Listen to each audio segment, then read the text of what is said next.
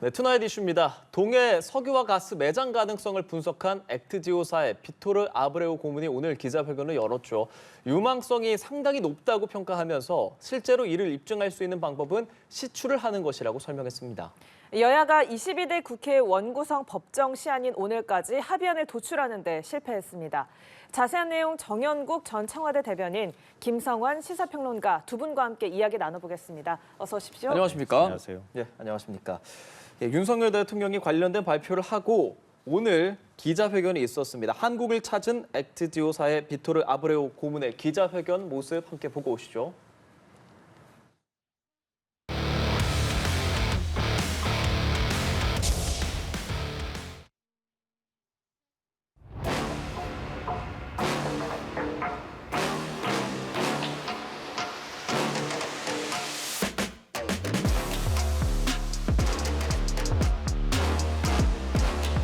Has the presence of all the key main elements already tested in wells.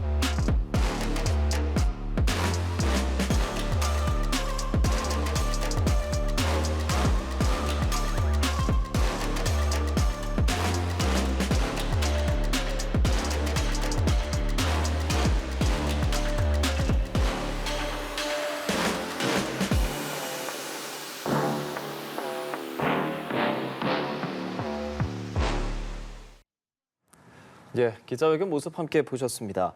입증을 위해선 시추를 해야 한다는 것이 아브레우 고문의 발표이고 석유 유망성이 상당히 높다는 평가를 내렸습니다. 이것에 대해서 믿을만 한 것이냐라는 반응도 있는 반면에 국가적으로 큰 자원이 될 것이다. 양측의 의견들이 좀 나누고 있는데 두 분의 생각도 궁금합니다. 먼저 말씀을 좀 들어볼게요. 유망성이 높다는 것은 석유가 있을 가능성이 높다는 얘기 아니겠습니까? 그게 이제 가이아나 광구하고 거의 지질 구조가 같다는 얘기인데, 가이아나 광구라는 것은 지금 현재의 매장량이 가장 큰 지금 광구인데 그 지질 구조가 거의 흡사하다는 것입니다. 그렇기 때문에 지금 그 가능성이 굉장히 높다는 것인데, 지금 우리가 판단하는 것은 이 지질 구조라든가 이런 부분들을 판독을 하는 것입니다. 시추를 해서 이제 들여다봐야 되는 건데, 시추하기 이전에 가능성이 있느냐 없느냐 하는 부분들을 판독을 하는 것인데, 이 업체 같은 경우는 판독하는 업체거든요. 그래서 가능성이 높다. 이 가이아나 광구가 16%의 가능성이 있다 그러면은 우리 지금 동해가 지금 20%의 가능성이 있다 하는 것은 그만큼 기대해 볼 만한 가치가 있다는 얘기입니다. 그래서 시추를 하느냐 안 하느냐 하는 문제인 것인데, 시추를 하겠다 하는 것이 이제 정부 입장 아니겠습니까? 가능성이 있다 그러면은 해보는 것이 맞습니다. 이 지질 연구를 비롯해서 자원 개발이라는 것은 100% 장담을 할 수 없는 것이 아니겠습니까? 그렇다 그러면은 조금이라도 가능성이 있다, 산육의 꿈이 가능하다 그러면은 해보는 것이 저는 마땅하다고 봅니다. 예, 이 액트지오사의 신뢰성, 사실상 1인 기업이 아니냐라는 논란의 이야기도 있는데요. 아브레우 고문은 기자회견에서 회사 주소는 자신의 집이 맞다라고 이야기를 했고요. 이 컨설팅 회사 특성상 인력이 전 세계에 흩어져서 근무를 한다라고 해명을 했는데, 이런 해명으로 충분히 의혹이 해소가 되겠습니까? 오늘 그 주식시장 반응을 보면 알 수 있다고 저는 생각하거든요. 오늘 에너지 또 석유 관련 기업 주가들이 폭락했습니다. 왜 그렇겠습니까? 그러니까 투자자들이라고 하면 그냥 일반 개인 투자자들도 있겠지만 외인들도 많거든요. 외인들도 상당히 많이 팔았더라고요, 보니까. 그러니까 왜 그렇게 했을까요? 그러니까 실제로 이 판독을 한 사람이 나와서 기자회견을 하고, 그리고 유망성이 상당히 높다 이런 평가를 하고 있는데도 불구하고 거기에 대해서 신뢰하기 어렵다 이런 반응들을 보이고 있다, 이렇게 해석할 수 있지 않겠습니까? 그리고 지금 액트지오사라고 얘기하고 있지만 회사 꼴을 제대로 갖추고 있지 못하다는 얘기잖아요. 결국은 자기 집을 회사의 어떤 주소지로 두고, 그리고 전 세계 네트워크라고 얘기하지만 자기가 관련돼 있는 사람들한테 일종의 뭐 관련 자료가 있으면 보내주고 그 사람들의 의견을 받는다는 수준이잖아요. 그러니까 2년 전에는 회사 매출액이 뭐 3,800만 원이었다 이런 얘기가 나오고 있는 거고요. 그러면 대한민국 정부가 지금 석유공사라고 하는 국책기관이잖아요. 이런 기관에서 어떤 판독을 맡긴다고 하면 조금 더 회사 모양을 갖추고 신뢰성 있는 회사에 대해 맡기는 게 맞지 않겠습니까? 근데 물론 아브레우 고문 자체가 제가 전문성이 없다고 말씀드리는 건 아니지만 최소한 대통령이 나서서 국민들 앞에 140억 배럴이라고 하는 석유가 매장돼 있을 가능성이 높다고 발표하고, 그리고 석유 시추를 하는데 시추공 하나 뚫는데 1,200억 원 든다는 얘기 아닙니까? 근데 그만큼 투자 가치가 있다고 대통령이 판단했으니까 국민들 앞에 발표를 한 거 아니겠어요? 그 정도까지 할 정도라면 뭐 산자부 장관도 아니고 보도자료 배포한 것도 아니라면 최소한 그 정도의 신뢰성을 확보할 만한 뭔가의 사전에 검토 과정이 있었어야 되는데 그 검토 과정이 있다고 볼 수 있을까라고 하는 의문이 제기된다고 하는 거예요. 예. 바로 그 부분에서 문제가 있다고 지금 보는 거예요. 그러니까 국민의힘에서는 뭐 죄를 뿌린다 뭐 여러 가지 얘기를 하고 있지만 예. 대한민국이 산육되는 걸 반기지 않을 사람이 누가 있겠습니까?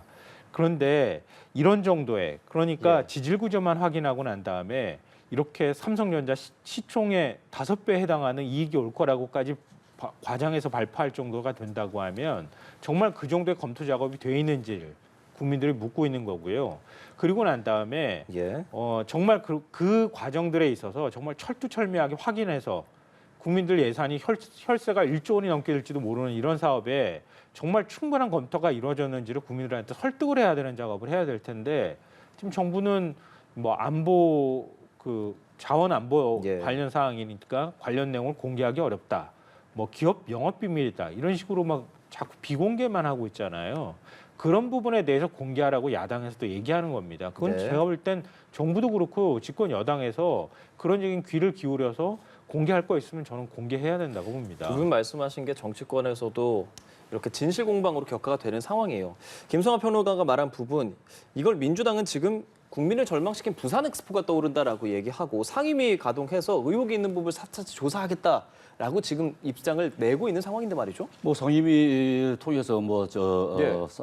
구체적인 사항을 더 알아볼 수는 있겠죠. 그런데 업체가 뭐 소규모다 예. 이런 부분 가지고 큰 회사의 규모가 아니더라, 사진으로 보고 뭐 큰 빌딩이 아니더라 이런 거 가지고 판단해서는 안 될 것 같습니다. 이거는 전문가 그룹의 영역입니다. 사실 이 전문가 그룹들이 이 회사 같은 경우는 이제 컨설팅 회사이기 때문에 전문가들이 각지에서 각 세계 각국에 널려 있을 수가 있는 거예요. 이 부분들이 이런 분들이 이제 네트워킹을 해서 분석을 할 수가 있는 것이죠. 그런데 이 시추 회사가 아니란 말입니다. 그러니까 큰 규모의 회사가 아니라는 얘기죠. 그렇다 그러면은 이 전문가 그룹들이 하는 얘기를 우리가 비전문가인 정치권에서 이렇쿵 저렇쿵 결론지어서 얘기한다는 것은 이건 바람직하지 않습니다. 그렇게 이런 전문가 그룹들의 판단에 맡겨야 되는 것이고 이 지금 미리 예단해서 이거 있을 것이다 없을 것이다 아무도 예. 모르는 것 아니겠습니까? 그렇죠. 그러니까 전문가 그룹들이 그런 걸 판단할 수 있는 영역이라 그러면은 맡겨야 되는 것이죠. 그러면 아직 모르는 상황이니까 전문가 그룹의 말을 듣고 시추에 필요한 비용을 써서 일단 시추를 해야 한다라는 생각을 하고 계시는 거죠? 예, 저는 개인적으로 시추를 해야 된다고 봅니다. 가능성이 있다 그러면은 예. 더군다나 20%의 가능성, 물론 80%.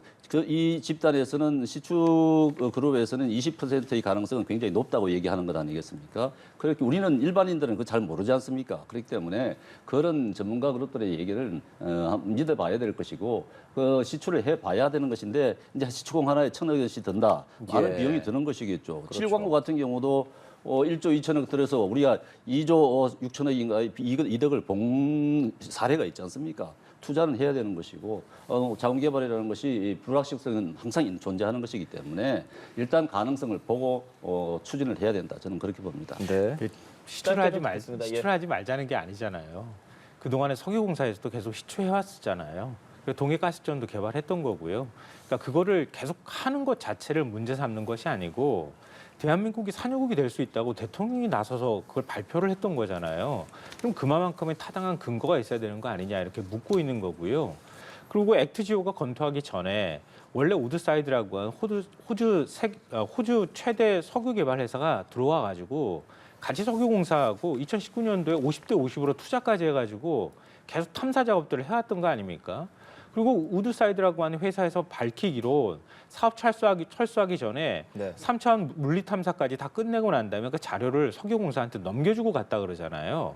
한 달 만에 액트지오에 그 자료 어떤 추가 탐사 자료를 가지고 더 덧붙여서 자료를 줬는지 모르겠지만 그걸 액트지오한테 맡긴 거란 말이에요. 제가 볼 때는 원래 우드사이드에서 탐사한 자료들이 거의 대부분이었을 거라고 봐요. 그러면 그 회사가 왜 그럼 철수하고 나갔느냐 이런 부분에 대한 의문도 남을 수밖에 없는 거고요. 예. 그리고 액트지오가 지금 가능성이 있다고는 하지만 아브레오 고문이 오늘도 발표했던 것처럼 80% 실패 가능성도 있습니다. 그리고 실제로 석유가 있는지는 뚫어봐야 합니다. 예, 예. 이런 식의 얘기를 한 거란 말이에요. 그러면 그런 얘기를 그 정도의 불확실성이라고 하면 대통령이 궁극적으로 국정 운영의 최고 책임자라고 할 수 있는 대통령이 나서서 발표하는 게 적절했느냐 이렇게 묻고 네. 있는 거고요. 지금 나중에 석유 개발까지 가려면 물리 탐사도 해야 되고요. 그다음에 탐사 시추도 하고 경제성 확인하고 실제로 개발 과정까지 가야 되는데 오늘 기자회견에서 경제성 판단은 어떻게 했습니까? 실제로 예. 있다고 보십니까라고 하는 질문이 한 번도 안 나왔어요. 1000m 수심이 1000m예요. 그럼 밑을 지각을 뚫고 들어가야 되는 겁니다. 그래야 탐사가 가능한 거예요. 하나 뚫는데 그래서 1,200억 원이 든다는 얘기입니다. 그 첫 단계 물리 탐사밖에 안 한 거를 가지고 예. 대한민국이 산유국이 될 수 있다고 그렇게 국민들한테 꿈을 부풀려 놓고 나중에 안 나오면 어떡할 겁니까? 그거 누가 책임지는 겁니까? 그 예산은 누가 그러면 책임지는 겁니까? 예, 알겠습니다. 두 분 의견 이 주제에 대해서는 여기까지 듣도록 하겠고요. 저희는 다음 이슈 태그로 넘어가 보죠.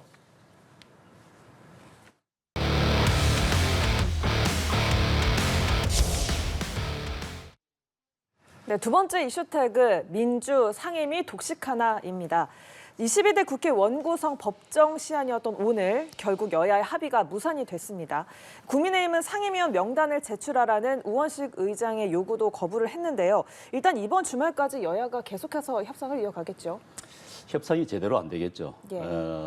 제가 생각하기에는 21대 국회 전반기에 재판이 될 것이라고 생각이 됩니다.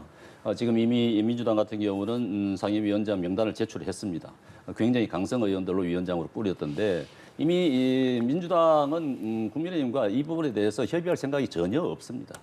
제가 보기에는 그렇습니다. 그렇기 때문에 뭐 국회 개원할 때도 민주당 단독으로 하고 또 국회의장 뽑을 때 단독으로 하고 상임위 구성도 본인 단독으로 하고 이렇게 가는 수순이 그냥 그대로 보입니다. 그렇기 때문에 아마 어떤 주말을 거쳐서 어떤 협의가 이루어져서 합의가 이루어진다 이런 것은 기대하기 어려울 것 같고요. 이렇게 가다가는 정말 우리 22대 국회가 지금 앞날이 빤히 보입니다. 국회의장께서도 이 부분을 본인은 아직까지 민주당 소속이라고 생각하시는지 모르겠는데 그렇게 해서 안 됩니다. 민주당으로 하여금 협상을 하도록 국민의힘의 의견을 존중하도록 그렇게 중재를 하시는지 그렇게 해야 되는데 오히려 뭐 민주당의 편을 들고 계시니 국회가 제대로 돌아가겠습니까? 참 앞으로 좀 걱정입니다. 예, 이번 주말 어떠한 극적인 합의는 없을 거다라고 전망을 하셨는데 그렇다면 얼마나 걸리겠습니까? 글쎄요, 뭐 언제까지 걸릴지 보통 이제 한 43일 정도 걸렸다고 얘기를 하고 있는데요. 예. 그것 때문에 사실 언론에서도 많은 비판을 하기도 했었거든요. 그러니까 국회가 원구성 할 때마다 이렇게 늑장으로 원구성을 하는 부분에 대한 비판들이 있었기 때문에 빨리 하면 빨리 해도 문제, 늦게 해도 또 늦게 하면 늦게 한다고 또 문제 이런 것 예. 같은데요. 근데 21대 전반기하고 비교하면 전 좀 안 된다고 생각해요. 왜냐하면 21대 전반기에도 그때도 이제 민주당이 180석이었거든요. 그때 전반기는 민주당이 집권했던 때였어요. 그러니까 민주당이 집권하고 민주당이 법사위원장이나 운영위원장 이런 것들을 가져가겠다고 했던 시절이거든요. 그러면은 지금의 관점에서 바라보면 민주당이 대통령 권력도 가져가고 의회 권력도 다 가져가겠다고 얘기했던 시점이었단 말이에요. 나중에 민주당이 볼 때 후회스러웠던 측면도 아마 있었을 거예요. 그리고 그 다음부터 사실은 선거에 계속 패배했던 상황이었단 말이에요. 국민들이 입법 독주라고 하는 데 대해서 비판의 목소리도 커졌고요. 근데 지금은 상황이 다르잖아요. 지금은 국민의힘이 원내 2당이 돼버렸지만 대통령은 국민의힘에서 배출을 한 거잖아요. 국민의힘이 집권당입니다. 그럼 윤석열 대통령은 거부권 14번 행사한 대통령이에요. 그러면 대통령 권력을 견제하기 위해서는 어떻게 해야 됩니까? 국민의힘한테 지금 중요하다고 얘기하는 법사위 운영이 그리고 뭐 과기정통이 이런 데 다 예. 넘겨줘야지 그게 맞습니까? 그러면 윤석열 정부를 누가 견제를 합니까? 그렇지 않나요? 그러면은 대통령 권력을 견제한다고 하는 측면에서는 야당이 가져가는 게 오히려 더 합리성이 있어 보인다고 하는 거예요. 민주당이 어느 정도까지 가져가는 게 맞다고 보세요, 그러면? 그러니까 이거는 협상에 관한 부분이라고 예. 생각하는데요. 저는 국민의힘도 협상에 응하지 않을 방법이 없다고 생각해요. 왜냐하면 운영위를 민주당에서 가져가면 대통령실을 계속 국정감사 대상으로 가지고 갈 수도 있고요. 그리고 상임위에서 계속 대통령실에 자료 요구하고 뭐 대통령 비서실장뿐만 아니라 안보실장 다 출석 요구하는 이런 상황이 벌어질 거란 말이에요. 그게 감당이 과연 가능할 건가? 그리고 윤석열 정부 집권 후반기에 이미 들어가는 상황인데요. 집권 후반기에 상임위원장 한 자리도 안 갖고 가고 후반기 국정 운영 제대로 할 수 있을까요? 전 국민의힘에서도 예. 가져가고 싶은 상임위가 아마 굴뚝같이 있을 거라고 생각해요. 예, 예. 근데 지금 이 협상에서 밀리면 안 된다고 하는 것 때문에 협상 전략으로 이 판을 지금 깨는 작업을 하고 있다고 보거든요. 알겠습니다. 그러니까 아마 국민의힘에서 또 운영위원장이나 이런 중요한 자리들은 좀 달라 이렇게 얘기할 가능성이 저는 상당히 높다고 민주당 생각합니다. 상임위원장 명단 제출을 좀 했던데 국민의힘 지금 상황에서 쓸 수 있는 카드 같은 게 좀 있겠습니까? 자, 지금 국민의힘 예. 난감하죠. 지금 말씀하신 대통령의 권력을 누가 견제를 하겠냐 그러는데 그럼 의회 권력은 누가 견제를 합니까? 의회 권력을 견제를 하려고 하면은 지금 국회의장이 누굽니까? 민주당 출신이잖아요. 예. 그러면은 법사위원장은 국민의힘이 가져가야 이게 견제가 되는 것입니다. 이 의회 권력이 지금 막강한 의회 권력 아닙니까? 대통령 권력보다 훨씬 센 게 지금 의회 권력 아닙니까? 행정부를 압도하고 있는 것 아닙니까? 의회가. 지금 의회 권력을 갖다가 누가 지금 이런 상황이면은 법사위원장까지 민주당이 가져가면은 누가 이걸 견제를 합니까? 근데 이 말씀, 147입니다. 예, 이 말씀하시는 건 사실 조금 전에도 했던 말씀이고 예. 그렇다면 민주당은 그럼에도 불구하고 굽히지 않는다고 하면 국민의힘 입장에서는 어떤 카드를 낼 수 있냐를 여쭤보고 싶은 겁니다. 지금 국민의힘 같은 경우 지금 이 민주당 같은 경우 이렇게 숫자의 우위를 가지고 밀어붙인다 그러면 예. 할 수 있는 카드가 하나도 없지 않습니까? 그러니까요. 지금 민주당은 정말 중요한 법사위원회를 비롯해서 법사위 운영위를 우리는 다 가지겠다. 11개. 일단 11개 지켜놓고 7개 너 가져가라. 너 국민의힘 너 가져가라. 이렇게 얘기하고 있는 것 아니겠습니까? 그럼 국민의힘 이걸 가질 수 있겠습니까? 가질 수가 없어요. 운영위원장 가져가죠. 대통령실이 붙어 있는 운영위원장실 가져가죠. 법사위 가져가죠. 과방위 언론 관련 과방위 가져가죠. 그러면은 아무런 사실 아무런 의미가 없다고 하면 안 되겠습니다만은 7개 나머지 가져가라 그러면 국민의힘 어떻게 하겠습니까? 그거라도 가져와야 되겠습니까? 21대 그래서 이걸 받아야 되느냐 말아야 되느냐 하는 예. 논의가 있었습니다. 그래서 이거라도 받자 하는 의견도 있었고 안 된다 다 가져가게끔 하자 하는 의견도 있었습니다. 지금 그때와 거의 비슷하거든요. 그렇다면은 지난번 아까 말씀하신 대로 21대 때 다 가져가서 예. 그다음 선거 때 재보선 때 참패를 했죠. 그런 사례가 있다는 걸 염두에 두지 않을 수는 없는 것입니다. 국민의 알겠습니다. 입장에서도 그렇게 생각할 수밖에 없습니다. 알겠습니다. 정말 짧게 좀 여쭤볼게요. 국민의힘 입장에서 할 수 있는 선택이 있겠습니까? 민주당이 하자는 대로 해야 하는 겁니까, 그럼? 아니, 그러니까 하자는 대로 예, 예. 다 할 수는 없겠죠. 그러니까 국회 원구성 협상이라는 게 협상을 해야 되는 거잖아요. 그러니까 국민의힘 입장에서는 지금 아까 제가 운영이 말씀드렸잖아요. 운영이라도 갖고 오고 싶어 할 거예요. 그러니까요. 그러니까 과방위하고 법사위원장은 자리는 과방위원장하고 법사위원장 자리는 어쩔 수 없이 민주당한테 밀려가지고 내주는 안이 있더라도 아마 운영위원장 자리는 갖고 오고 싶어 할 겁니다. 그러니까 아마 지금은 아닌 것처럼 보이지만 실제 원구성 협상에 본격적으로 들어가게 되면 아마 국민의힘도 속내를 얘기할 거다 이렇게 저는 생각하고요. 예, 예. 말씀하셨던 것처럼 21대 민주당이 더 비판을 받았던 거는 집권 여당이고 대통령 권력도 민주당에 있었고 의회 권력도 민주당에 있었는데 그걸 다 가져가니까 엄청나게 부담이 됐던 거잖아요. 근데 지금 거꾸로 된 상황이에요. 민주당이 야당이고 지금 국민의힘은 여당입니다. 그럼 집권당으로서 어떻게 해서든 국정 운영을 해야 되는 입장이에요. 근데 야당한테 다 가져가시오 이렇게 얘기하는 거는 한편으로 보면 무책임하다고도 볼 수 있습니다. 그러니까 적극적으로 국민의힘도 협상을 해서 민주당하고 원구성하는 데 있어서 상임위를 나눠가는 쪽으로 가지 않을 방법이 없다. 저는 그렇게 생각합니다. 예. 22대 원구성 협상 지켜보도록 하겠습니다. 다음 이슈 태그 보여주시죠.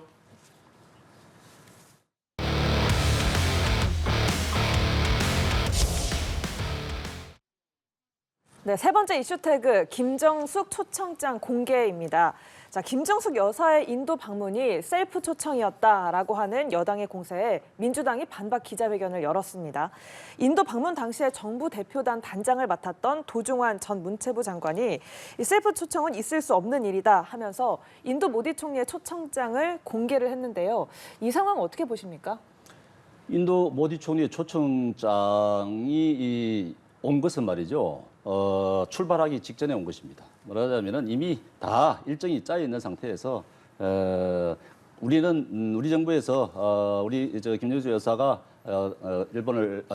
인도에 갈 겁니다. 인도 정부에 통보를 하고 난 다음에 모디 총리 초청장이 온 거예요. 그러니까 옆구리 찔러서 초청장이 왔다고 하는 것이죠. 일정상 보면은 그렇게 되어 있습니다. 10월 26일 날 초청장이 왔다는 것 아닙니까? 이것은 출발하기 전이거든요. 그렇기 때문에 이 초청장의 의미는 없다. 그런 것이고 제가 말씀드리고 싶은 것은 지금 뭐 2호기를 가지고 간 부분에 대해서 예. 말씀들이 많지 않습니까? 지금 뭐 기내식비가 얼마이고 뭐 이런 부분들이 얘기들이 많이 나오는데 제가 안타까운 것은 이 2호기를 왜 가져갔나 싶어요. 2호기를 왜 가져갔나? 정말 한 인도 전략 동반자 관계를 강화시키려고 그러면 그 행사장에 그냥 영부인이 조용히 민항기 타고 가셔가지고 행사만 하고 돌아왔으면은 이런 사단이 없는 것 아니겠습니까? 그 2호기라는 것은 말이죠. 조그마한 비행기입니다. 오늘 보니까 50명이 탔다고 하는데 그 가득 채워서 간 거예요. 이것은 중장거리가 아니라 단거리 비행을 할 수밖에 없는 그런 비행기거든요. 이 서빙하는 부분도 다 공군들이 서빙을 합니다. 공군들이 서빙을 하는데 지금 이제 김정수 여사가 인도를 이 2호기를 가져가겠다 하니까 그렇다 그러면 외부에서 대한항공 스튜디오스들이 들어와야 서빙을 해야 되는 것이고 모든 식기를 비롯한 모든 자재들이 1호기 수준으로 갖춰야 되는 것입니다. 그렇기 때문에 비용이 들어갈 수밖에 없어요. 비용이 빤히 들어가는 것인데 이걸 가지고 2호기를 굳이 대통령 휘장을 달고 가야 되겠다 했기 때문에 지금 이런 사태가 벌어진 것 아니겠습니까? 또 타지마할로 가야 하기 때문에 2호기를 가져간 거예요. 민항기로 타지마할로 갔다 왔다 할 수 없기 때문에 불편하기 때문에 2호기를 가져간 것입니다. 그래서 그런 것인데 이 대통령도 이 정도의 비용이 들 수밖에 없는 상황이다 그러면은 네. 대통령이 문 대통령께서 그러지 말고 조용히 행사장에 갔다 오시라 이렇게 했었으면은 어땠을까? 그게 바람직한 거 아니겠습니까? 지금 문재인 대통령께서 국민 앞에 지금 떳떳하게 말씀하실 수가 없는 상황이에요. 예, 옆구리 찔러 받은 초청장 아니냐라는 여당의 반응, 그리고 2호기는 왜 갔나라고 지적을 하셨는데 어떻게 생각하십니까? 여권에서 왜 이렇게 공격하는지 모르겠어요, 저는. 그러면은 김건희 여사 앞으로 외교 어떻게 할 겁니까? 순방 어떻게 같이 나갈 겁니까? 그럼 김건희 여사 순방할 때 그 비용은 어떻게 계산하는지 그거 다 일일이 캐물으면 어떡하려고 그래요? 그리고 대통령 1호기 김건희 여사 지인이라고 해서 이현모 비서관 부인이 따라간 적도 있었잖아요. 그 돈 누가 된 겁니까? 그렇게 하나하나씩 캐묻기 시작하면 김건희 여사 어떻게 외교하겠습니까? 영부인 외교. 앞으로 다 비교될 거 아니에요. 그럼 김건희 여사 외교 이제 공개 행사 시작했잖아요. 그럼 김건희 여사 외교를 위해서라도 이렇게까지 공격하는 게 이게 맞는가? 이게 오히려 더 김건희 여사의 운신의 폭을 좁히고 더 많은 공격을 받도록 만드는 하나의 이유를 여권 스스로가 만드는 거 아닌가 이렇게 생각하고요. 예. 공격의 수준이나 아니면 공격하는 것에 대한 어떤 합리성도 떨어져요. 왜냐하면 처음에 배현진 의원이 공격할 때 뭐라고 했습니까? 기내식 그거 초호화 기내식 먹었다 그렇게 얘기했잖아요. 그러면은 윤 대통령하고 김건희 여사 해외 나갈 때 그때 기내식 가격 공개하면 될 거 아닙니까? 그렇지 않나요? 그리고 비교해 보면 돼요. 근데 처음에 그 가격을 모르고 그렇게 했을까요? 기내식이라고 그 항목에 적어놓은 거 6천 몇백만 원이라고 적혀놓은 걸 가지고 예. 그걸 나눠서 초호화 기내식이다 이렇게 얘기했는데 이번에 공개한 거 보니까 그 3분의 1도 안 되는 가격이잖아요. 그리고 별도의 기내식을 준비하는데 운송 비용부터 그 기내식을 만드는 비용까지 상대적으로 가격이 높아질 수밖에 없다. 이건 대한항공 측에서도 아마 인정할 거예요. 그러니까 그건 또 역시 또 만약에 김건희 여사 기내식 비용 공개하십시오. 그러면 아마 또 똑같이 공격당할 거예요. 그러니까 2호기를 가져갔기 때문에 그런 비용이 들어가는 겁니다. 1호기 타고 해외 순방을 가는 비용하고 단순 비교한다는 것은 어불성설입니다. 그러니까 그래서 제가 그 말씀도 드리려고 했는데요. 예. 다 아시다시피 모디 총리가 초청했다고 하는 문재인 대통령 부부를 초청했다고 하는 건 아마 다 알려진 사실이에요. 당시에 기사에도 있어요, 그거는. 근데 갈 수 없는 상황이 됐을 때 인도에서 최고위급 인사가 와달라고 계속 요청했다는 거잖아요. 도정환 전 장관이 오늘 얘기할 때 유피주에서 별도로 초청장이 온 거는 그거는 유피주 관광 차관이 도정환 장관한테 초청장이 온 거고 지금 모디 총리가 직접 초청장을 보냈다고 하는 거잖아요. 근데 왜 그러면 그래도 갔느냐 이렇게 얘기하실 수 있는데요. 아시다시피 인도의 그 국력이라든가 인구, 경제력 규모가 굉장히 커지고 있습니다. 문재인 정부 때 신남방 전략으로서 인도의 전략적 가치가 굉장히 컸단 말이에요. 그러면 예. 모디 총리가 그렇게 초청한다고 하면은 거기에 응하고 그리고 적극적으로 외교를 펼치는 게 우리 국익에 더 도움되지 않았겠습니까? 그리고 타지말 가서 사진 찍었다 이렇게 얘기를 하는데요. 한번 기억하실 거예요. 2019년도에 오사카 G20 회의 때 영부인들 다 모아가지고 교토에 동북사에 다 데리고 갔어요. 그거는요. 우리나라 외교 정상이 한국에 오면 그럼 경복궁 안 비교가 데려갑니까? 되는 게 아니에요. 정상들이 모이는 그런 자리에서는 정상들이 부부가 오지 않습니까? 그러면은 정상들이 정상회담, 단독회담 한다든가 다자회담을 하면서 영부인들은 또 문화 행사를 합니다. 그런 것은 당연한 거예요. 그런 외교 일정이 있습니다. 그렇지만 이건 그런 예가 아니지 않습니까? 이것은 초청을 했다고 그러는데 모디 총리가 초청했다니 초청이요. 정상회담 양자 간에 회담할 때 의뢰이 한쪽 정상이 한번 와 주십시오. 정상회담 끝날 쯤에 다시 한번 와 주십시오. 의례적으로 초청을 합니다. 그러면은 그 상대 정상은 예, 알겠습니다. 외교적으로 외교부와 협의를 해서 일정을 조율해 보겠습니다. 이렇게 의례적으로 얘기를 하는 거예요. 그것을 갖다가 뭐 꼭 와야 된다고 초청을 했다 이렇게 강변을 하실 그런 사안이 아니에요. 예, 이것은 틀림없이 CF 소청. 예, 김성환 평론가의 반박까지 듣고 이 주제 마무리하겠습니다. 반박까지 예, 시간이 별로 많지 있으시면, 예, 간단하게 않으니까요. 듣겠습니다. 당시에 제가 보도했던 연합뉴스 기사나 이런 것까지 다 예. 찾아봤었어요. 그러니까 허황우 기념비를 제막하는데 그때 또 행사 참석했어요. 그러니까 그게 허황우가 어떤 존재인지는 아마 많은 분들이 아실 거예요. 그러니까 오히려 영부인이 가서 그런 행사에 참석했을 때 더 빛이 날 수 있는 자리였었어요. 그거는. 그리고 그 영부인을 모디 총리가 직접 만나서 접견도 했었고요. 그걸 우리가 영부인 관광하러 갈 테니까 모디 총리 한번 만나달라 이렇게 얘기했다고 하면 그게 앞뒤가 안 맞는 얘기잖아요. 그리고 거꾸로 생각하면요. 지금 인도의 전략적 가치는 지금도 역시 중요합니다. 중요하다 그러면 이렇게 모디 총리가 초청자까지 보냈다고 하는 그 행사를 이런 식으로 관광 같다고 해버리면 모디 총리가 뭐가 되겠습니까? 아니 그러니까 말이에요. 이게 외교에 도움이 이야기를 타고 되겠습니까? 조용히 갔다 오시면 행사만 갔다 오셨으면은 이런 사단이 나지 않았을 거 아닙니까? 아니 그러니까요. 한 인도 관계를 생각하더라도 이거는 별로 그렇게 도움되지도 않는 논란이고 그리고 김건희 여사의 앞으로 외교를 위해서라도 도움되지 않는 사안인데 김건희 여사 특검법 얘기 나오니까 거기에 대응하는 막하드로 자꾸 이런 문제를 이렇게 트집 삼아가지고 얘기하듯이 이렇게 하지 말고 그건 오히려 김건희 여사한테도 도움은 안 되고 우리 외교에도 도움은 안 되니까 이건 좀 더 이상 논란 제기하지 않았으면 좋겠어요. 초청 문제를 매듭지을 부분이요. 중앙일보 논설위원이 그 부분에 대해서 소송을 해서 이겼지 않습니까? 이거는 인도에서 초청했는 거. 우리가 초청해달라고 해서 초청을 했다는 건 결론이 나왔잖아요. 판결이 나왔지 않습니까? 그런데 이 부분에 대해서 뭐 왈가왈부할 일이 더 있겠습니까? 예, 두 분께 짧게 마지막 질문 드리도록 하겠습니다. 이화영 전 경기부지사 1심 선고 결과 나왔습니다. 징역 9년 6개월입니다. 인정된 혐의라든지 이제 이재명 대표로 수사로까지 좀 이어질 가능성까지 제기되는 상황입니다. 한 번씩 의견 듣겠습니다. 그러니까 오늘 재판 판결의 결론은 이재명 대표의 방북을 위해서 쌍방울이 대납을 했다는 거 아니겠습니까? 그렇다 그러면은 이 부분에 대해서는 이재명 대표와 연관성이 100% 있는 것으로 지금 결론이 난 것이죠. 그렇다 그러면은 이제 검찰은 신속하게 이재명 대표에 대해서 제3자 뇌물죄에 대해서 수사를 보강을 해서 빨리 기소를 해야 된다고 봅니다. 신속한 처리를 해야 된다고 봅니다. 지금 지난번 이재명 대표의 구속영장이 기각이 되면서 검찰이 이재명 대표에 기소를 하지 않았거든요. 그렇기 때문에 이제 이 오늘 그렇죠. 판결을 계기로 해서 이것은 이재명 대표의 반복을 위해서 상방울이 대납을 했다는 게 명백하게 드러났기 때문에 검찰은 신속한 이재명 대표의 기소가 필요하다고 그렇게 생각이 됩니다. 예, 기소 여부도 주목되는 상황입니다. 그래서 판결문을 좀 더 정확하게 확인을 좀 해봐야 될 것 같아요. 그래서 어느 정도까지 연관성을 인정했는지.